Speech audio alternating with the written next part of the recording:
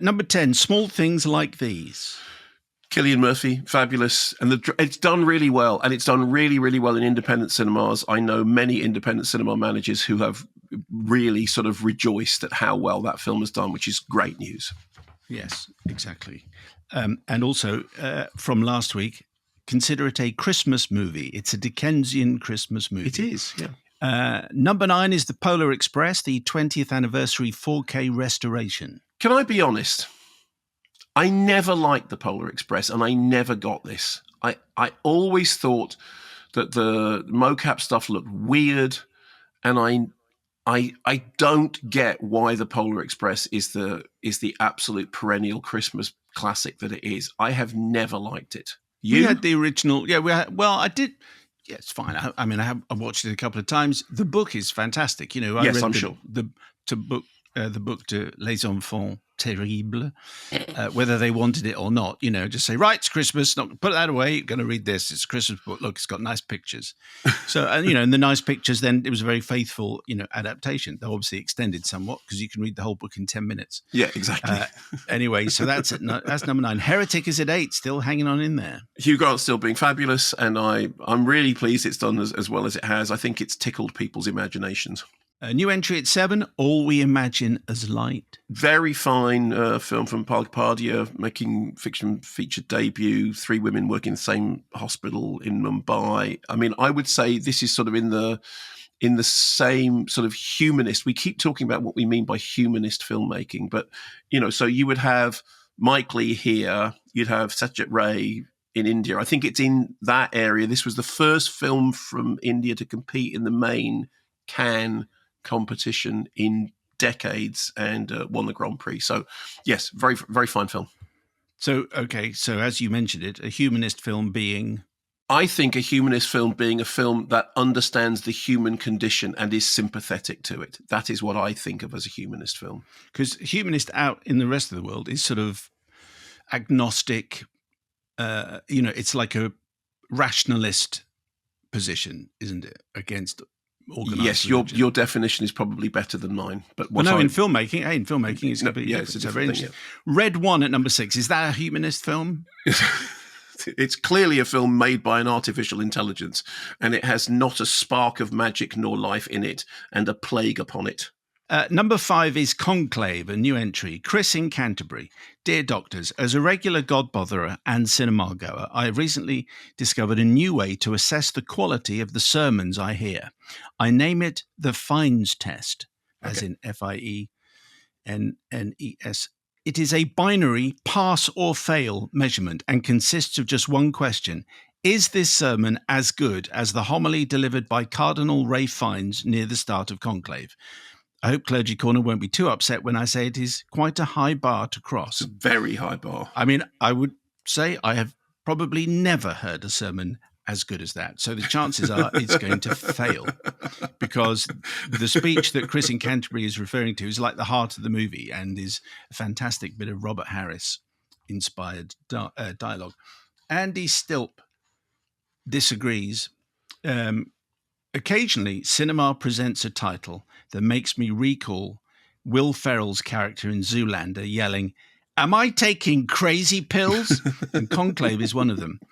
I think it's a tire fire of a movie, and I'm the only one. Ooh. The sensation deepens when someone agrees with my points. For example, solve your dramatic problems with characters, not bombs and copy machines, only to say, yeah, but I still loved it. This experience has deepened my respect for Mark. I'm not accustomed to holding such a singular negative opinion about a title, and it's driving me batty. But as a critic, Mark has had to stand alone like this very often. So, Mark, what do I do? Conclave isn't going away. Is it my job to toil and research and analyse until I can see it through everyone else's eyes? If so, why do I have to do that work? Conversely, I think you're making life very difficult for yourself, Andy. Conversely, I'm not ranting about the flaws I see because it's not my job to be a joy killer. I feel stuck, and I'm preemptively bracing a whole new level of crazy when Oscar nominations come out, except for Ralph Fiennes' Dude Was Nails. So I'm slightly confused. So if you think Ralph Fiennes' performance was good, which I imagine Dude Was Nails, is that what that means? I have no idea what that means. Dude Was Nails. I'm interpreting that as a good thing. But it might not be, because youth slang nowadays is so complicated. So I don't know. I will answer the question. Well, was what one of our top researchers Googles was nails and says whether it's good or bad, and I'll answer you the email with this. No, you don't need to do any further research. You've seen the film, you didn't like it, it didn't work for you, and there are lots of things that you think are wrong with it, and that's absolutely fine. And that will be an interesting conversation when somebody says, "Oh, I saw that, wasn't it marvelous?" And everyone says, "Yeah, it was marvelous," and everyone says it was marvelous, and then you go, "Well, actually," and then this, and this. One of my best friends, Nigel Floyd, really doesn't like The Exorcist, and he will explain to me why. And it's very entertaining because his reason for not liking The Exorcist, which is a perfectly good reason, is this: she's tied to the bed. What's scary? She can't do anything. She can't run after you. And I'm like, I don't even know where to begin with that argument. Also, we've all had that moment when somebody has. It's like we were talking recently about a film in which it turns out. Oh, I know what it was. It was Indiana Jones. Okay. Turns out that if Indiana Jones had done absolutely nothing, the end result would have been the same. So, it's like, yeah, the Nazis would have opened the Ark of the Covenant and all their faces would have melted off, the end. So, and you go, okay, fine. Well, yeah, that doesn't make any sense at all. But it doesn't mean that other people can't enjoy the film. No, your opinion is your opinion. Stick with it. Even if you're wrong, Andy. Yes. Paddington in Peru is at number 4. I think it's the weakest of all the Paddington films. But I think if this is your weakest film, the series is doing fine. Gladiator 2 at 3. Sharks, space monkeys, Paul Mescal, The Dove from Above, and what are the scores, George Dawes? Someone was circulating a photograph of a cinema that was showing Paddington and Gladiator, and it said Paddington 3, Gladiator 2, and the caption was a good home win for the small fella. Somebody in relation to this may come up later on in the show, but I'm going to preempt it. In relation to the conversation about The Pope Must Die, which we were talking about last week, which I said that in America was released as The Pope Must Diet. He said he saw it on a marquee of a cinema with the best ever double bill, with the cinema announcing The Pope Must Die in bed with Madonna. Wow, now there's a... That's very good. Okay, double bill film juxtapositions. Is there anything that can beat The Pope's going to die in bed with Madonna? Okay, Wicked is down to number 2. Love it, love it, love it, love it, love it. And here's the funny thing.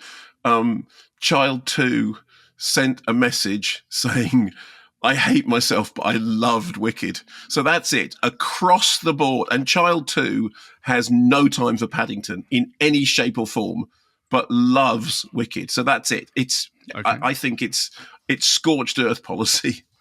Moana 2 is at number 1. So some thoughts here. Popsicle Sponge on our YT channel. We took our 4-year-old son to see Moana 2 this morning. It might not hit the same high note as the first outing, but it was still a really fun experience. Some refrains from the first movie soundtrack are alluded to in the film's music, but without Lin-Manuel Miranda, it really does feel like it needed whatever magic Lin was bringing back in his Hamilton, Moana, Encanto, Mary Poppins Returns era. Walking out, I did think, oh dear, the music wasn't as good, but it was funnier. The slapstick comedy of Hey Hey the Chicken had all three of us and most of the audience all laughing together. It felt like a really special day today, and Isaac has gone to sleep peacefully after having a great day out. Now we can't wait for Sonic 3 and whenever the next Paw Patrol film comes out. Nicole Morris says the original story of Moana took over 5 years to rewrite and perfect. The story of Moana 2 seems less researched and relied heavily on the success of the first movie. Additionally, John Lasseter was the executive producer for the first movie, and as a Disney fan, it seems whenever he is involved, the movie is overwhelmingly amazing. Perhaps the big production films, Disney should keep those people who are truly creative rather than slapping a movie together like a teen puts images and videos together on CapCut. For your benefit, Mark, I have looked that up because that made no sense to me. And CapCut is, of course, the Chinese short-form video editing app. Yes, we're definitely on that, aren't we? That's right. Where, of course, the Chinese Communist Party nick all your data and then infiltrate. That's right. Yes. And the real Sam Ho says, I saw it yesterday with my wife and 5-year-old. It was excellent, a little baggy, and maybe too many characters. The songs aren't quite as impactful, but maybe that's because they're new. But the last act is really lovely and touching. We really enjoyed it. I don't understand why people dislike it. Well, they dislike it, but it's still the number one film this week. Very good. I mean, I don't think it's as good as the first one, and I agree that the script isn't on the same level, and I agree that the songs aren't on the same level. But I was also really pleasantly surprised by it. I laughed a lot. I mean, it is funny, and the Hey Hey the Chicken stuff is great because I'm a big fan of slapstick comedy, and that stuff I think works really well. And when you consider what a Horlicks they could have made of it, I think it's really reassuring that they didn't. When it was first planned, it was originally just for straight to Disney Plus, but obviously it's a roaring success in the cinema. And I know loads of people who have young kids who are just, really, really looking forward to going to see it. And a few of them said to me, and he goes, yeah, you'll love it. You'll have a really, really good time. You might come out afterwards and think exactly those things. Yeah, Lin-Manuel Miranda and, but it's really entertaining. And once again, it is a story of a heroine who's having, adventures are exciting. And yeah, the plot's a little bit confused and a little bit all over the shop. And there's some really weird stuff in there as well. But it is clearly hitting a home run with people in the run up to Christmas, and good for it. Its heart is in the right place.